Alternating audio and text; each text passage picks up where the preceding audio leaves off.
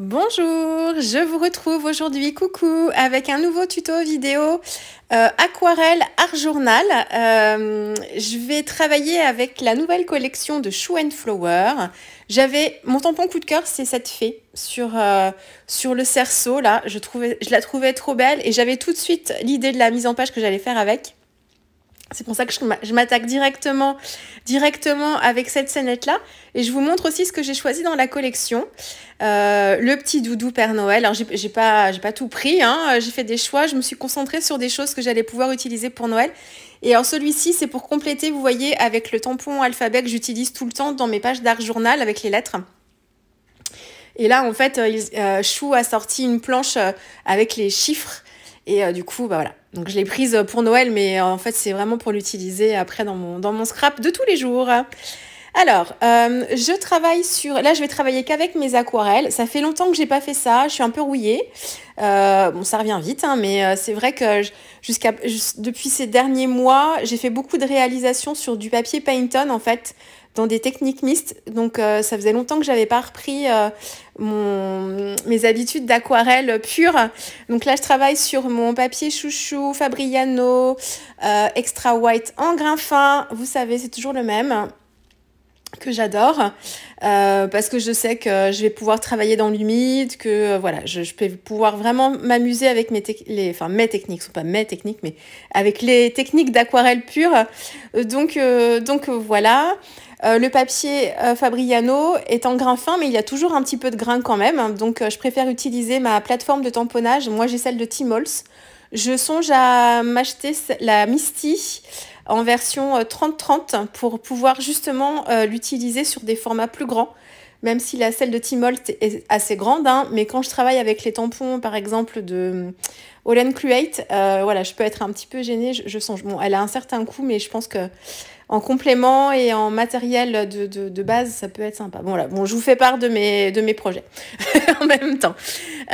Donc, je fais ma petite scénette comme ça. Donc, ce que je vous disais, dès le départ, quand j'ai vu ce tampon fait, paf, tout de suite, j'ai vu une mise en page comme ça. Alors, je savais pas que j'allais utiliser forcément ce tampon-là pour travailler le haut de ma page, mais j'avais envie... un peu comme ce que je vous ai proposé l'année dernière sur plusieurs pages de mon December Daily, travailler avec mes aquarelles.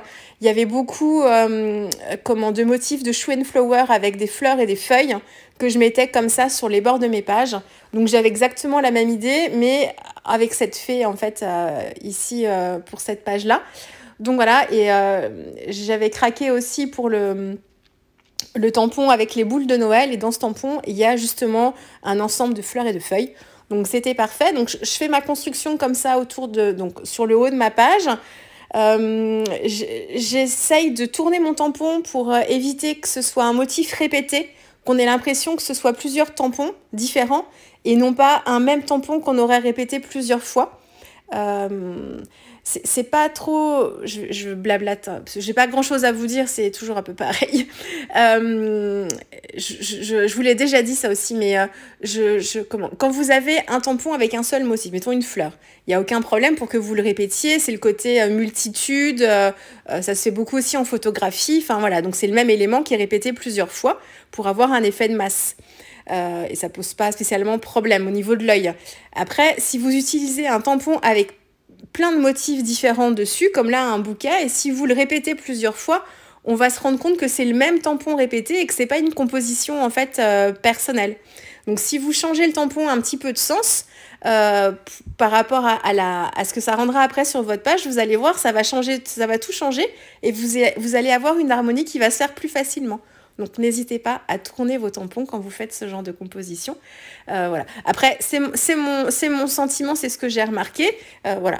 Comme d'habitude, je vous le dis tout le temps, c'est ma façon de voir les choses et mon goût personnel. Après, on n'est pas toutes pareilles et on n'a pas toutes les mêmes goûts. Donc après, si ça vous gêne pas, vous faites comme vous voulez. De toute façon, vous savez bien. Donc, en termes de couleurs quand même, parce que je peux vous dire des choses quand même. J'ai utilisé donc mes petites aquarelles extra fines. Vous savez, je travaille avec beaucoup de senneliers, mais j'ai aussi des Winsor & Newton. Donc, je vous avais fait une petite revue de mes aquarelles en fait sur ma chaîne YouTube dans ma FAQ. Et je vous expliquais un petit peu pour qui, pourquoi celle-ci et pas celle-là. Elles sont toutes les deux marques sont de très très bonne qualité. Il n'y a aucun doute en fait par rapport à ça. Après, c'est une question de couleur, de pigment, d'opacité. Voilà, donc bon, il n'y a pas du tout de... Vous ne serez pas déçus si vous prenez des Winsor et Newton. Et vous ne serez pas déçus si vous prenez les Sennelier. Les David Smith, mince, j'ai un doute. Daniel, ça y est, pardon, j'ai retrouvé son prénom. Les Daniel Smith sont aussi très réputés et là par contre, elles ont une luminosité en fait et une pigmentation qui est excellente. La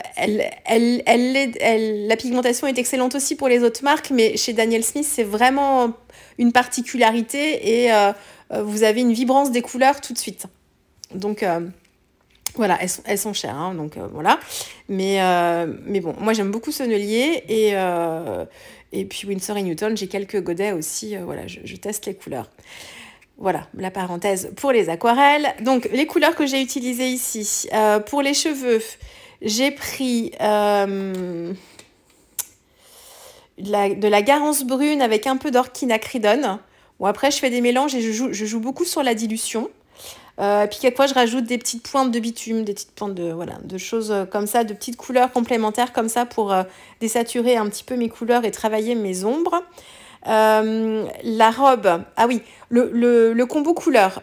Pour une fois, j'étais pas arrêtée sur un combo de couleurs. Donc souvent quand je commence mes scénettes comme ça avec de l'aquarelle, quand je travaille que mes aquarelles, voilà, dans un style pur aquarelle, j'ai déjà une idée de ma composition en termes de couleurs.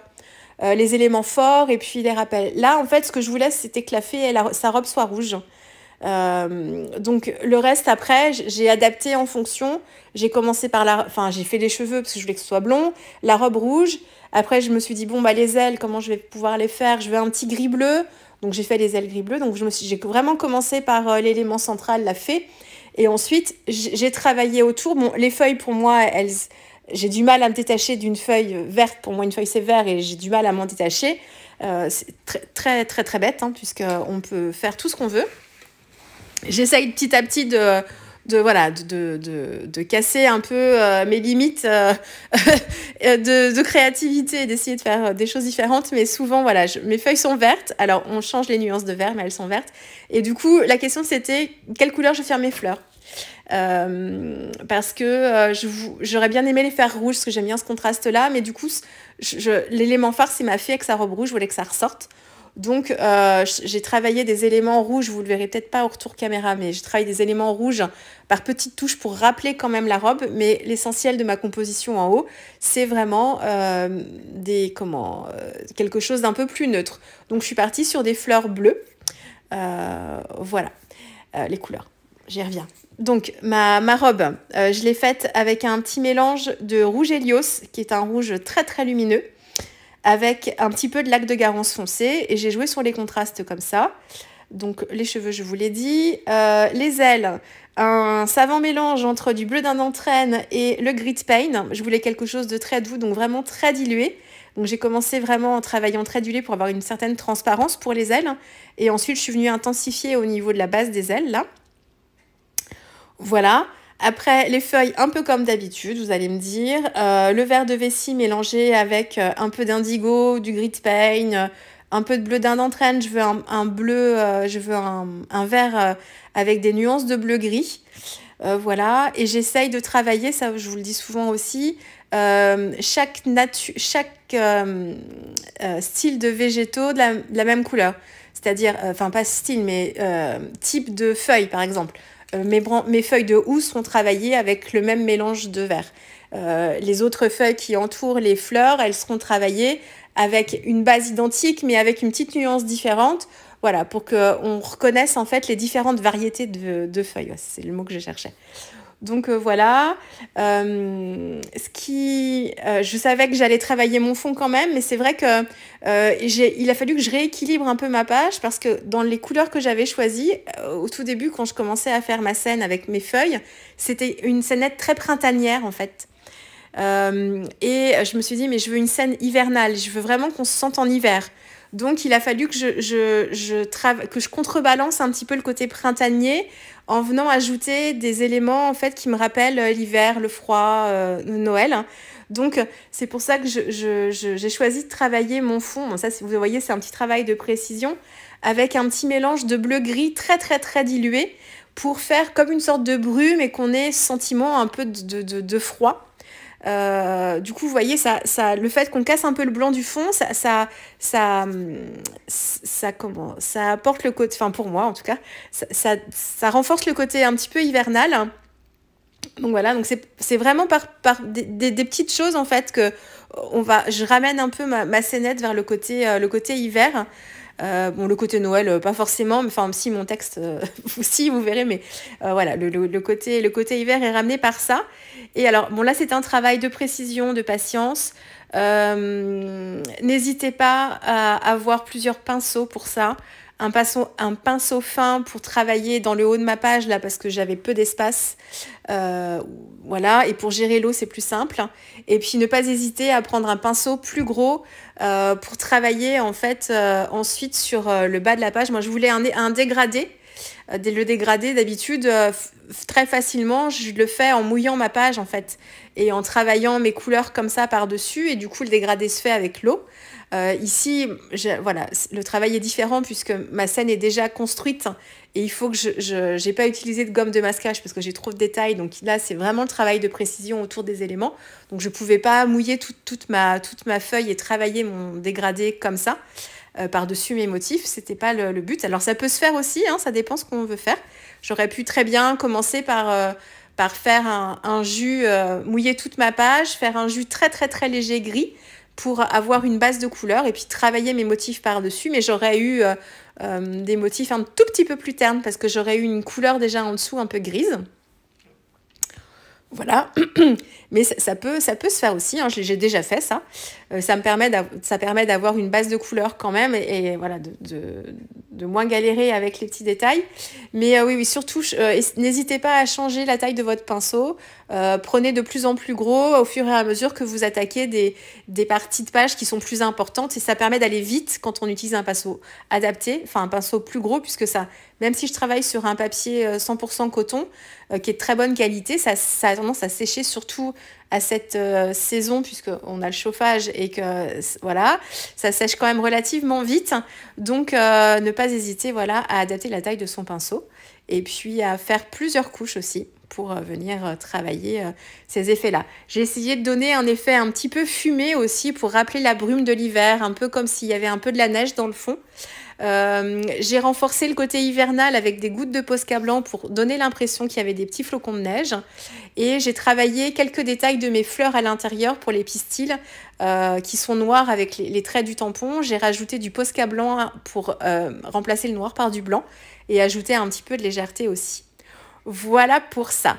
J'ai travaillé le cerceau avec mes aquarelles Gansai Tambi pour rajouter un petit peu de doré, pour rappeler aussi un peu le côté Noël avec les touches de doré.